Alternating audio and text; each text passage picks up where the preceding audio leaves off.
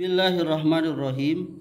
Teman-teman sekalian yang dimuliakan oleh Allah, kita bertemu kembali pada konten baca buku di channel Amri Al-Jambi ini. Kali ini buku yang akan saya baca adalah buku yang berjudul Jalan Golongan yang Selamat. Buku ini ditulis oleh Syekh Muhammad bin Jamil Zainu, penerbit Darul Haq.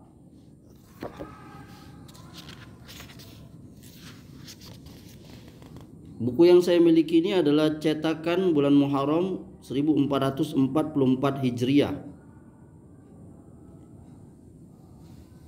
Dan judul asli buku ini adalah Minhaj Al-Firqah An-Najiyah wa At-Taifah Al-Mansurah. Saya akan membacakan buku ini, yakni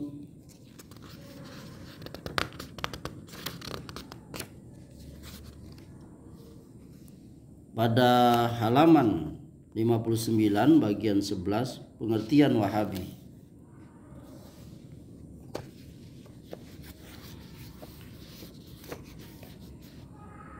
Bagian 11 pengertian Wahabi.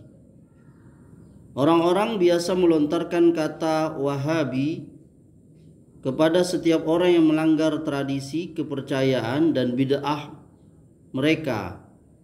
Sekalipun kepercayaan-kepercayaan mereka itu rusak, bertentangan dengan kitab suci Al-Quran dan hadis-hadis sahih, kepada tauhid dan berdoa atau memohon hanya kepada Allah semata. Suatu kali di depan seorang syekh, penulis membacakan hadis riwayat Ibnu Abbas yang terdapat dalam kitab Arba'in An-Nawawiyah. Hadis itu berbunyi, Iza sa'alta fas'alillah wa iza ta'anta fasta'in billah. Jika engkau memohon, maka mohonlah kepada Allah. Dan jika engkau meminta pertolongan, maka mintalah pertolongan kepada Allah. Hadis riwayat At-Tirmizi. Ia berkata hadis hasan sahih. Penulis sungguh kagum terhadap keterangan Imam An-Nawawi ketika beliau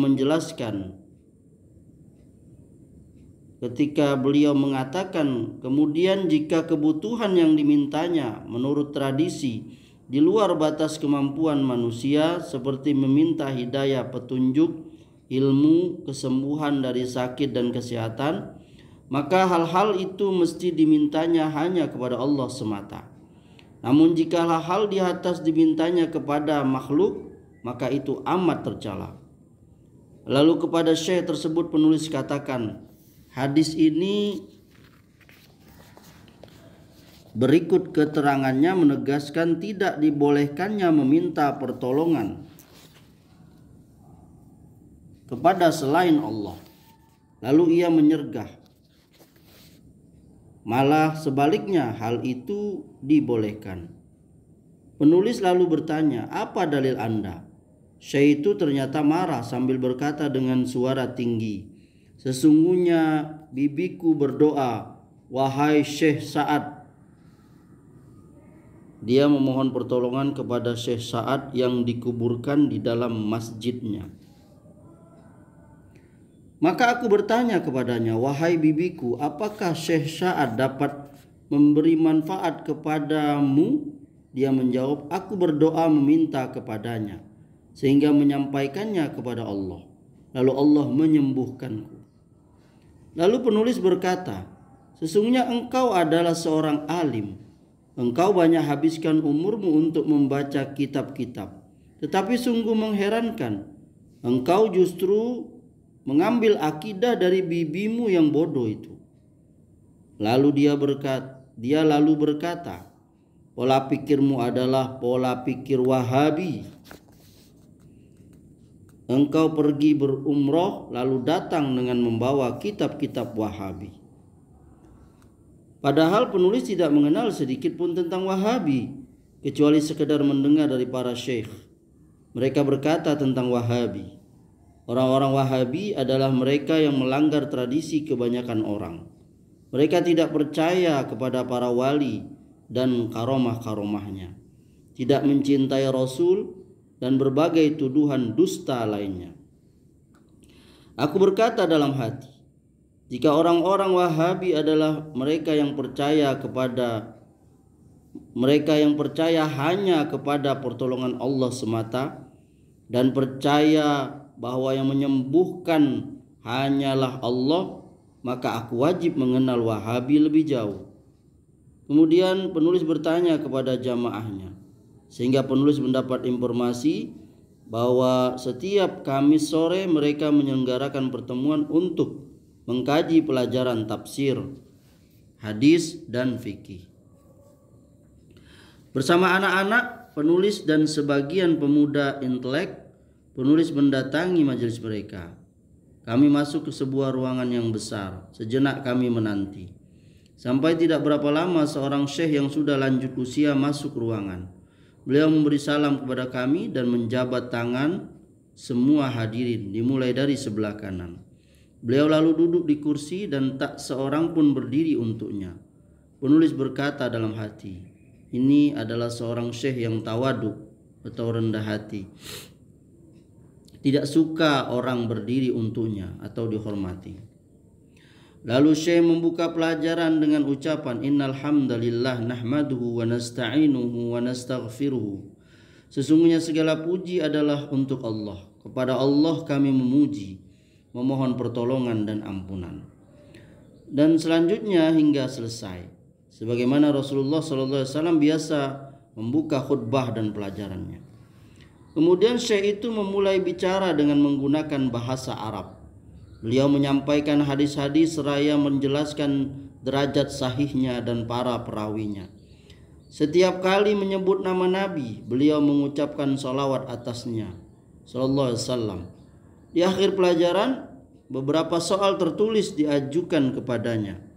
Beliau menjawab soal-soal itu dengan dalil dari kitab suci dan sunnah Nabi sallallahu alaihi wasallam. Beliau berdiskusi dengan hadirin dan tidak menolak setiap penanya. Di akhir pelajaran beliau berkata, segala puji bagi Allah bahwa kita termasuk orang-orang Islam dan salaf. Orang-orang salaf adalah mereka yang mengikuti jalan para as-salafus soleh, yaitu Rasulullah SAW, para sahabat, dan tabi'in. Sebagian orang menuduh kita orang-orang Wahabi. Ini termasuk tanabus bil alqab, memanggil dengan panggilan-panggilan yang buruk. Allah melarang kita dari hal itu dengan firman-Nya.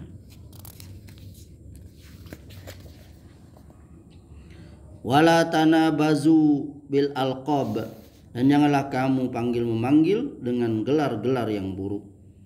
Surah Al-Hujurat ayat 11.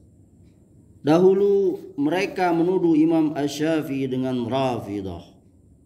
Beliau lalu membantah mereka dengan mengatakan, jika Rafidah berarti mencintai keluarga Muhammad, maka hendaknya jin dan manusia menyaksikan bahwa sesungguhnya aku adalah Rafidah. Maka kita juga membantah orang-orang yang menuduh kita Wahabi dengan ucapan salah seorang penyair, jika pengikut Ahmad atau Nabi Muhammad SAW adalah Wahabi, maka aku berikrar bahwa sesungguhnya aku adalah Wahabi. Ketika pelajaran usai, kami keluar bersama-sama sebagian pemuda. Kami benar-benar dibuat kagum oleh ilmu dan kerendahan hatinya. Bahkan aku mendengar salah seorang mereka berkata, inilah syekh yang sesungguhnya. Pengertian Wahabi. Musuh-musuh tauhid memberi gelar Wahabi kepada setiap muwahhid, yakni yang mengesahkan Allah, nisbat kepada Muhammad bin Abdul Wahhab. Jika mereka jujur, mestinya mereka mengatakan Muhammadi, nisbat kepada namanya yaitu Muhammad. Betapapun begitu, ternyata Allah menghendaki nama Wahabi sebagai nisbat kepada Al-Wahhab yang Maha Pemberi, yaitu salah satu dari nama-nama Allah yang paling mulia, Asmaul Husna. Jika sufi menisbatkan namanya kepada jamaah yang memakai suf, kain wol, maka sesungguhnya Wahabi menisbatkan diri mereka dengan Al-Wahhab yang Maha Pemberi, yaitu Allah yang memberikan tauhid dan meneguhkannya untuk berdakwah kepada tauhid. Semoga bermanfaat.